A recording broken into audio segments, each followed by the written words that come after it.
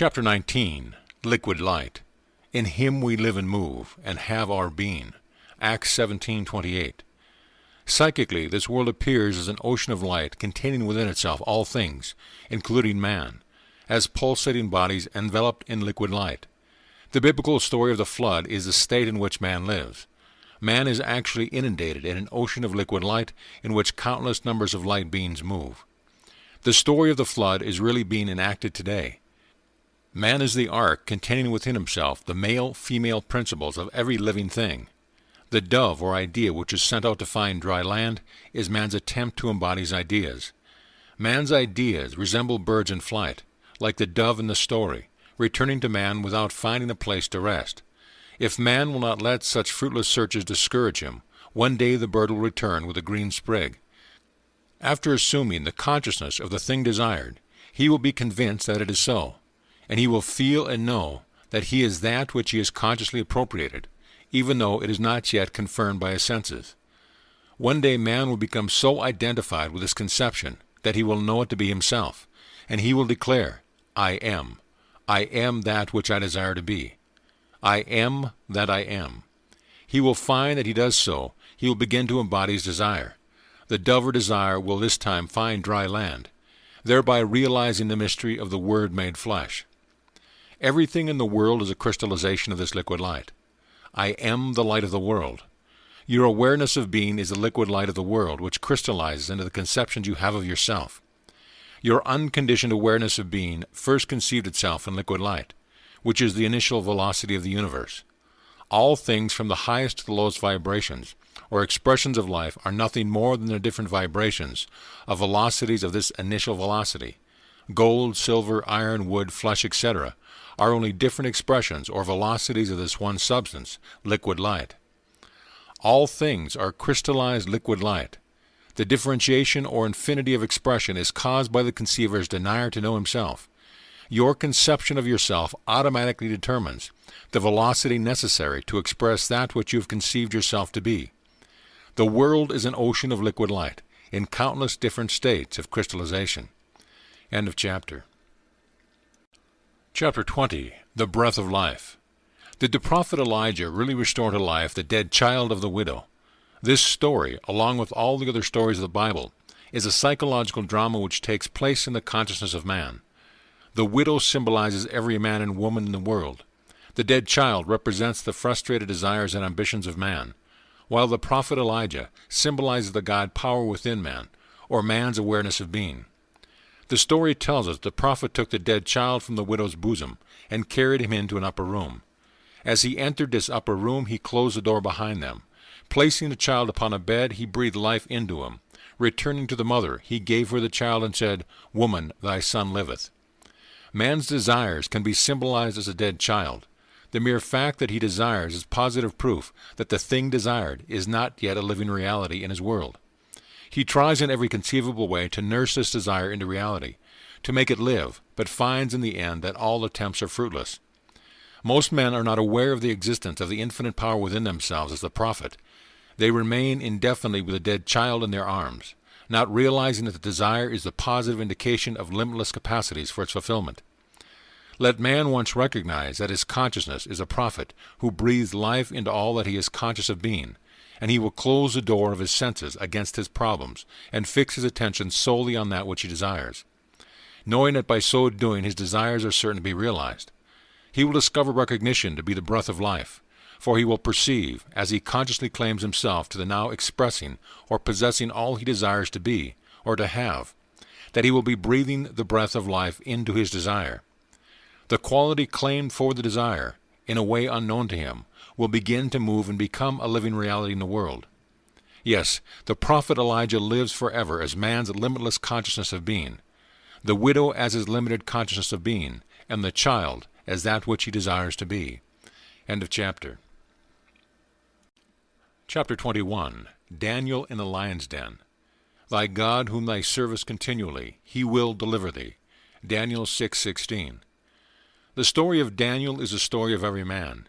It is recorded that Daniel, while locked in the lion's den, turned his back upon the hungry beast, and with his vision turned toward the light, coming from above, he prayed to the one and only God.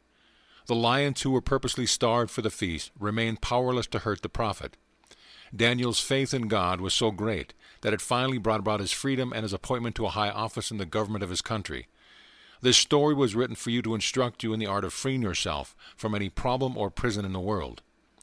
Most of us, on finding ourselves in the lion's den, would be concerned only with the lions.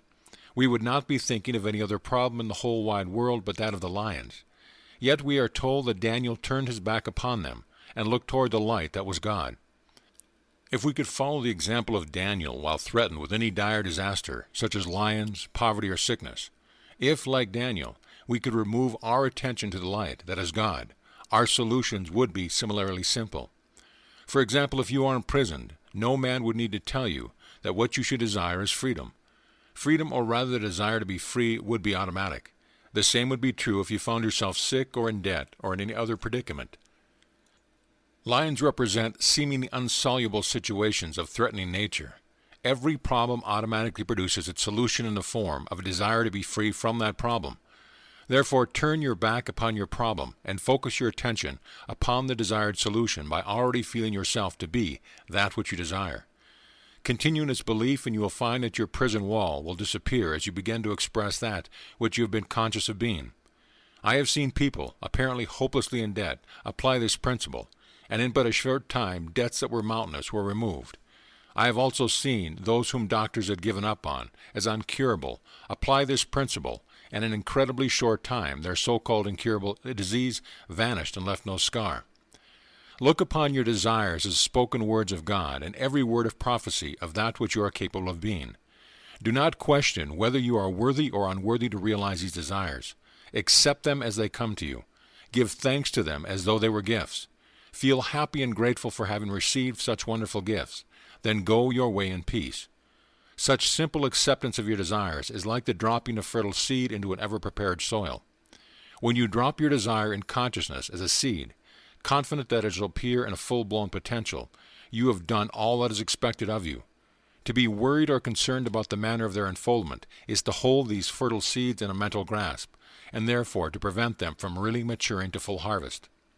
Don't be anxious or concerned as to the results. Results will follow just as surely as day follows night. Have faith in this planting until the evidence is manifest to you, and it is so. Your confidence in this procedure will pay great rewards. You wait but a little while in the consciousness of the thing desired. Then suddenly, and when you least expect it, the thing felt becomes your expression. Life is no respecter of persons and destroys nothing. It continues to keep alive that which man is conscious of being. Things will disappear only as man changes his consciousness. Deny it if you will, it still remains a fact that consciousness is the only reality, and things but mirror that which you are conscious of being.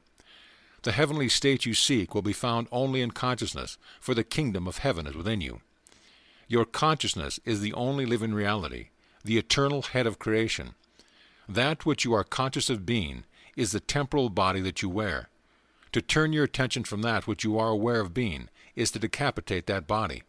But just as a chicken or snake continues to jump and throb for a while after its head has been removed, likewise, qualities and conditions appear to live for a while after your attention has been taken from them.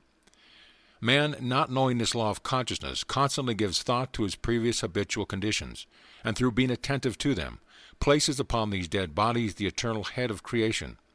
Thereby he reanimates and re-resurrects them.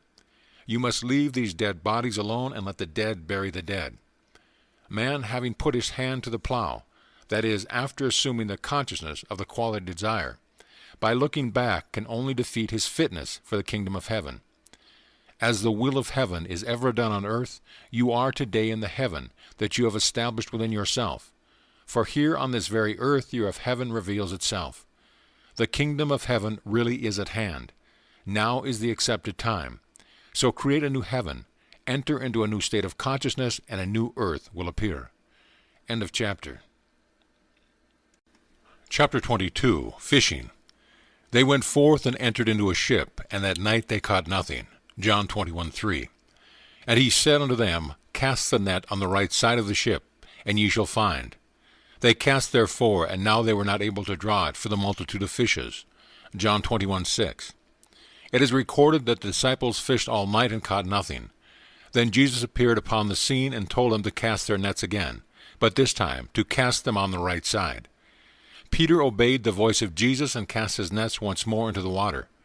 Where but a moment before the water was completely empty of fish, the nets almost broke with the number of the resulting catch. Man, fishing all through the night of human ignorance, attempts to realize his desire through effort and struggle, only to find in the end that his search is fruitless. When man discovers his awareness of being to be Jesus Christ, he will obey its voice and let it direct its fishing. He will cast his hook on the right side. He will apply the law in the right manner and will seek in consciousness for the thing desired. Finding it there, he will know that it will be multiplied in the world of form. Those who have had the pleasure of fishing know what a thrill it is to feel the fish upon the hook. The bite of the fish is followed by the play of the fish. This play in turn is followed by the landing of the fish. Something similar takes place in the consciousness of man as he fishes for the manifestations of life. Fishermen know that if they wish to catch big fish, they must fish in deep water. If you would catch a large measure of life, you must leave behind you the shallow waters with its many reefs and barriers, and launch out into the deep blue waters where the big ones play. To catch the large manifestations of life, you must enter into deeper and freer states of consciousness. Only in these depths do the big expressions of life live. Here is a simple formula for successful fishing. First, decide what it is you want to express or possess.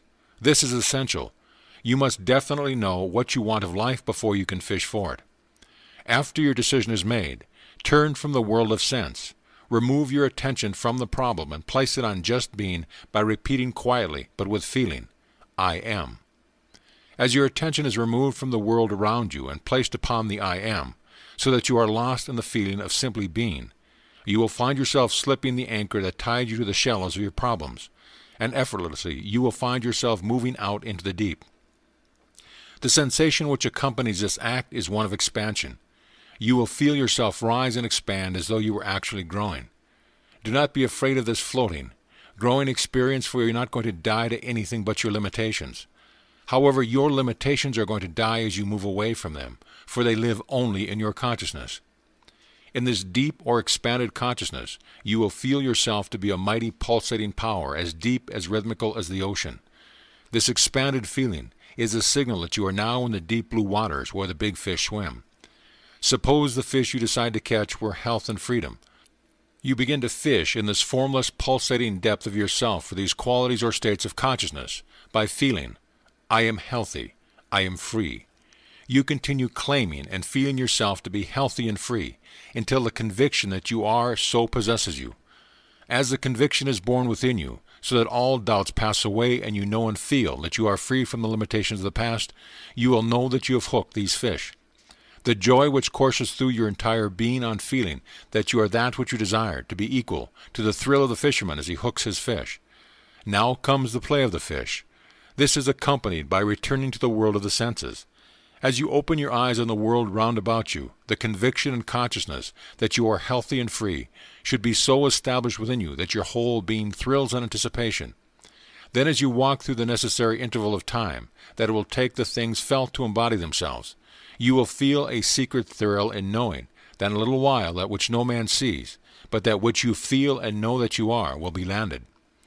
In a moment when you think not, while you faithfully walk in this consciousness, you will begin to express and possess that which you are conscious of being and possessing, experiencing with the fisherman the joy of landing the big one. Now go and fish for the manifestations of life by casting your nets in the right side. End of chapter. Chapter 23. Be ears that hear. Let these sayings sink down into your ears, for the Son of Man shall be delivered into the hands of men. Luke 9:44. Let these sayings sink down into your ears, for the Son of Man shall be delivered into the hands of men. Be not of those who have eyes that see not, and ears that hear not. Let these revelations sink deep into your ears, for after the Son, or idea, is conceived, man with his false values will attempt to explain the why and wherefore of the Son's expression, and in so doing will rend him to pieces. After men have agreed that a certain thing is humanly impossible, and therefore cannot be done, let someone accomplish the impossible thing. The wise ones who said it could not be done will begin to tell you why and how it happened. After they are all through tearing the seamless robe, cause of manifestation, apart they will be as far from the truth as they were when they proclaimed it impossible, As long as man looks for the cause of expression in places other than the expressor, he looks in vain. For thousands of years man has been told, I am the resurrection and life. No manifestation cometh unto me, save I draw it. But man will not believe it. He prefers to believe in causes outside of himself. The moment that which was not seen becomes seen, man is ready to explain the cause and purpose of its appearance. Thus the Son of Man, or idea, desire, and manifestation, is constantly being destroyed at the hands of man. Now that your awareness is revealed to you as a cause of all expression, do not return to the darkness of Egypt with many gods. There is but one God. The one and only God is your awareness, and all the inhabitants of the earth are reputed as nothing. And he doeth according to his will in the army of heaven, and among the inhabitants of the earth, and none can stay his hand, or say unto him, What doest thou?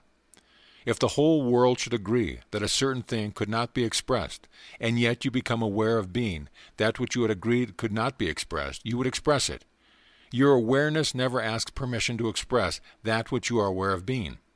It does so naturally and without effort, in spite of the wisdom of man and all opposition. Salute no man by the way. This is not a command to be insolent or unfriendly, but a reminder not to recognize a superior, not to see in anyone a barrier to your expression.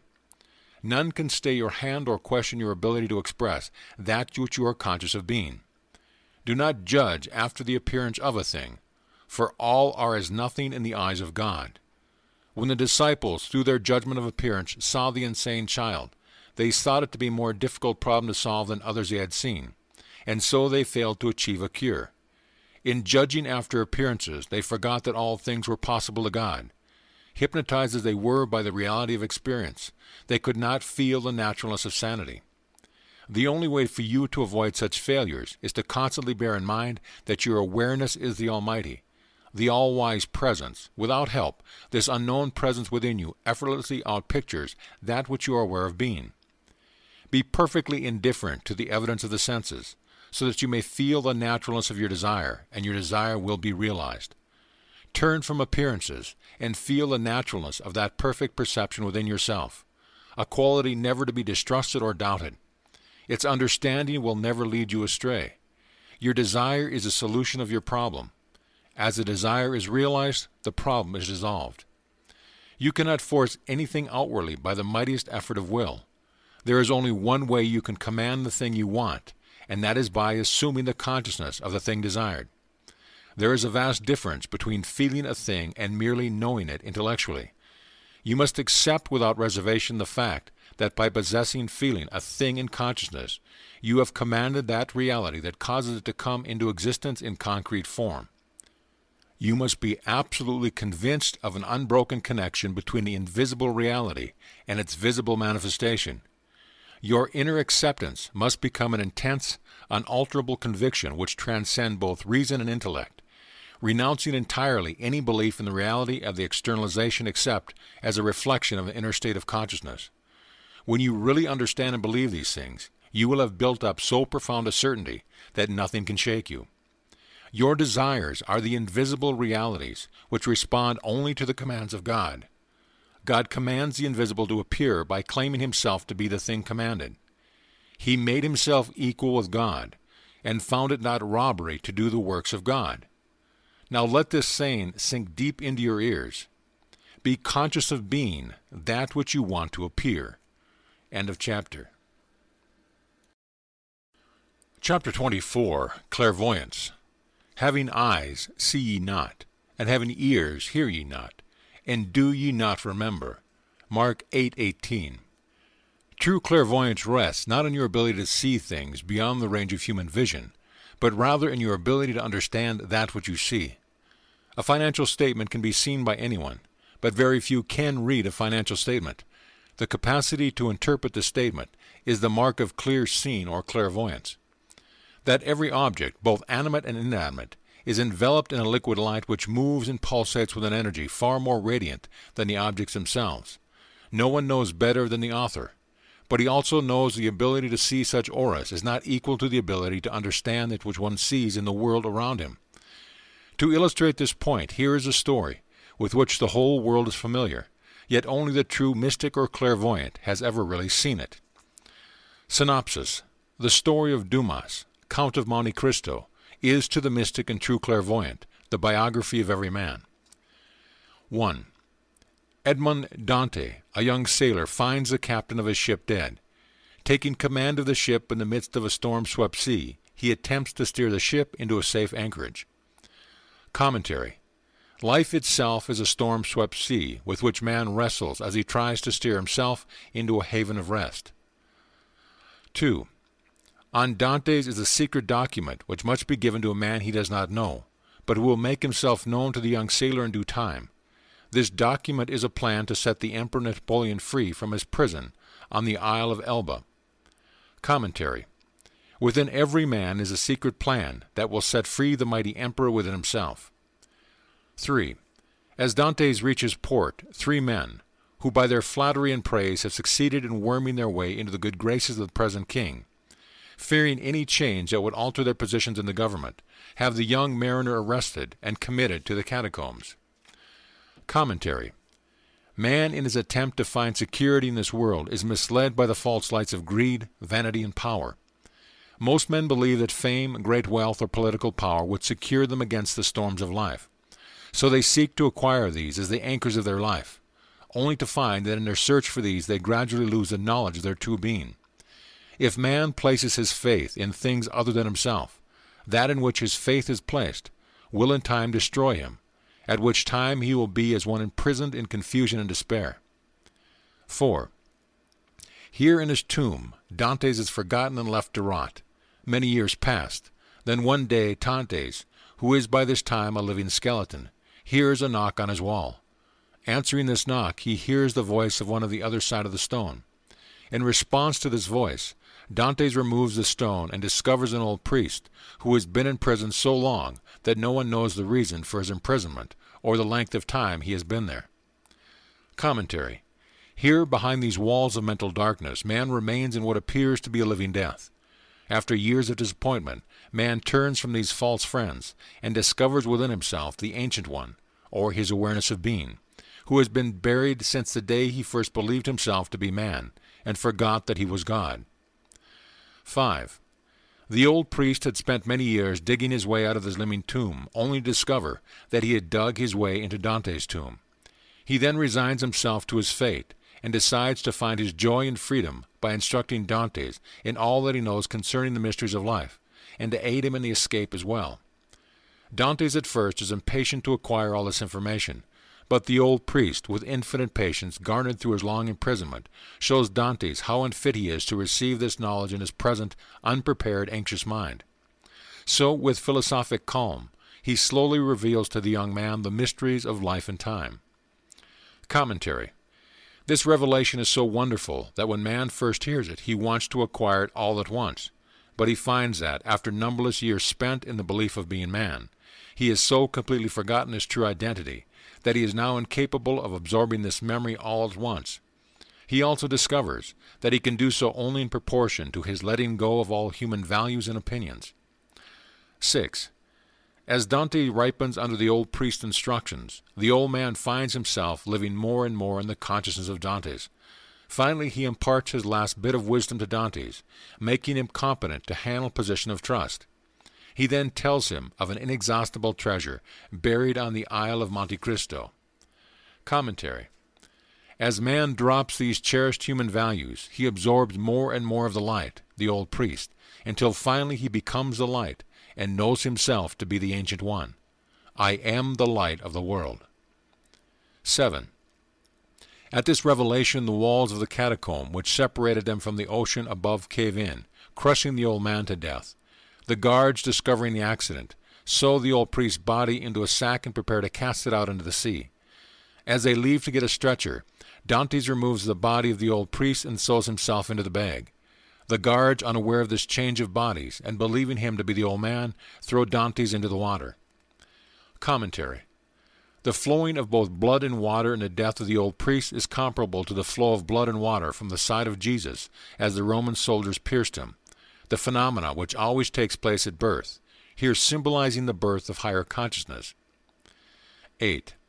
Dantes frees himself from the sack, goes to the Isle of Monte Cristo and discovers the buried treasure. Then, armed with his fabulous wealth and his superhuman wisdom, he discards his human identity of Edmond Dantes and assumes the title of the Count of Monte Cristo. Commentary. Man discovers his awareness of being to be the inexhaustible treasure of the universe.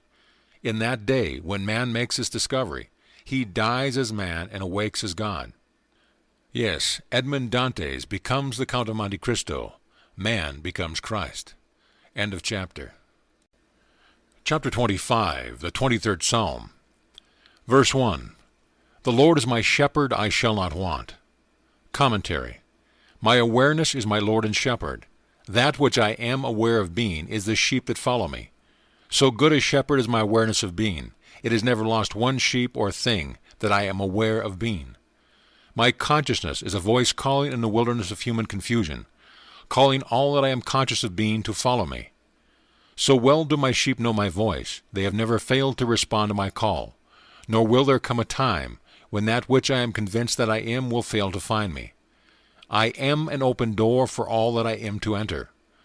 My awareness of being is Lord and shepherd of my life. Now I know I shall never be in need of proof or lack of evidence of that which I am aware of being. Knowing this, I shall become aware of being great, loving, wealthy, healthy, and all other attributes that I admire. Verse 2. He maketh me lie down in green pastures. Commentary. My awareness of being magnifies all that I am aware of being, so there is ever an abundance of that which I am conscious of being. It makes no difference what it is that man is conscious of being. He will find it eternally springing in his world. The Lord's measure, man's conception of himself, is always pressed down, shaken together, and running over. 3. He leadeth me beside the still waters. Commentary. There is no need to fight for that which I am conscious of being. For all that I am conscious of being shall be led to me as effortlessly as a shepherd leads his flock to the still waters of a quiet spring. 4. He restoreth my soul. He leadeth me in the path of righteousness for his name's sake. Commentary. Now that my memory is restored, so that I know I am the Lord and beside me there is no God, my kingdom is restored. My kingdom, which became dismembered in the day that I believed in powers apart from myself, is now fully restored. Now that I know my awareness of being is God, I shall make the right use of this knowledge by becoming aware of being, that which I desire to be. 5. Yea, though I walk through the valley of the shadow of death, I will fear no evil, for thou art with me. Thy rod and thy staff, they comfort me. Commentary. Yes, though I walk through all the confusion and changing opinions of men, I will fear no evil, for I have found consciousness to be that which makes the confusion. Having in my own case restored it to its rightful place and dignity, I shall, in spite of the confusion, outpicture that which I am now conscious of being, and the very confusion will echo and reflect my own dignity. 6. Thou preparest a table before me in the presence of mine enemies. Thou anointest my head with oil. My cup runneth over. Commentary. In the face of seeming opposition and conflict, I shall succeed, for I will continue to outpicture the abundance that I am now conscious of being.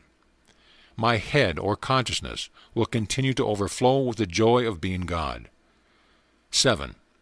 Surely goodness and mercy shall follow me all the days of my life, and I will dwell in the house of the Lord forever.